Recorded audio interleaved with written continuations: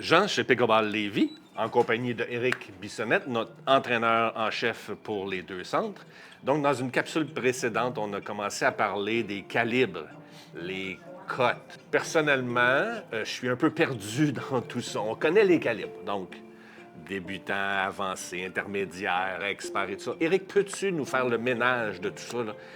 Les catégories, puis la fameuse cote là, dont tout le monde parle? La cote DUPR que tout le monde parle, c'est la cote qu'on se sert pour les tournois et pour aussi justifier le calibre ou le niveau quand on embarque dans des lignes. Fait que normalement, quand on commence avec l'initiation, on est à peu près à un 2.0. Après ça, on peut monter jusqu'à 5, 6, qu'on appelle les pros. Fait que là, il faut se justifier dans quel calibre qu'on est entre les deux. C'est beaucoup un jeu de régularité qu'on va aller voir et de positionnement technique qu'on voit sur les terrains. Fait que quand on fait des évaluations, vous pouvez demander à un entraîneur certifié de vous faire évaluer.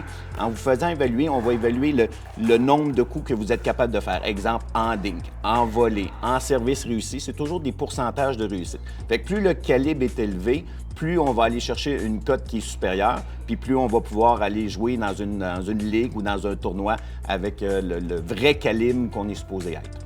Tu as parlé d'évaluation, donc on pas nécessairement se fier au beau-frère Jacques qui te dit « Toi, t'es vraiment bon, t'es rendu expert ». Alors, comment ça fonctionne, les évaluations? Bien, c'est vraiment, ça se fait sur à peu près 1 heure.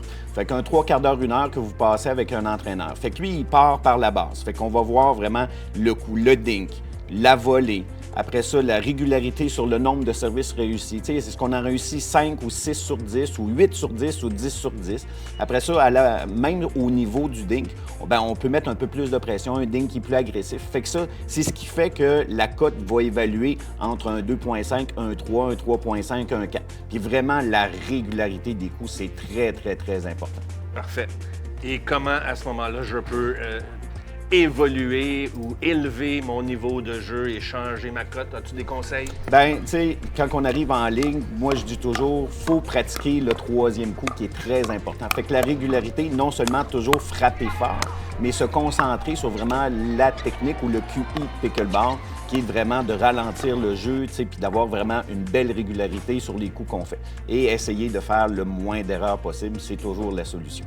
Parfait. Ou sinon, dans notre programmation, il y a des cours pour débutants, intermédiaires, avancés. C'est des sessions de cours de 6 semaines ou encore un cours privé. Faites la demande, exactement. Avec Éric ou un de ses 8 entraîneurs certifiés. Merci, Éric. Fait plaisir. Bon pickle!